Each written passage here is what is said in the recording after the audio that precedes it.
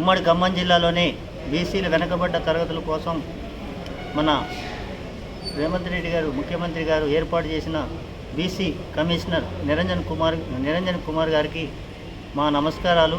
ఈరోజు మా చాకలోళ్ళు ఎస్సీ జాబితాలో చేర్చాలని, చాకలోళ్ళ మాన్యాలు జీవో నెంబర్ 17 విడుదల చేయాలని, చాకలోళ్ళ చెరువులు 347 జీవో ప్రకారం మా చెరువులు మాకే అప్పచెప్పాలని, తెలంగాణ తల్లి వీరనారి చాకలి ఐలమ్మ జనగాం జిల్లా పేరు పెట్టాలని, హైదరాబాదులోని చాకలోళ్ళకి 5 ఎకరాల స్థలాన్ని ఇవ్వాలని చెప్పేసి చాకలి ఐలమ్మ విగ్రహాన్ని ట్యాంకి బండిపై ఏర్పాటు చేసి ప్రతి జిల్లాలో చాకలి ఐలమ్మ విగ్రహం ఏర్పాటు చేయాలని చెప్పేసి డిమాండ్ చేస్తున్నాం. అంతేకాకుండా చాకలి వాళ్ళు వెనకబడితనంలో ఉన్నారు, చదువు కానీ విద్యాపరంగా అన్నింటిలో వెనకబడి ఉన్నారు. వారికి కూడా విద్యా సంస్థలు ఏర్పాటు చేసి చాకలి విద్యా పరిస్థితి ఏర్పాటు చేయాలని డిమాండ్ చేస్తున్నాం.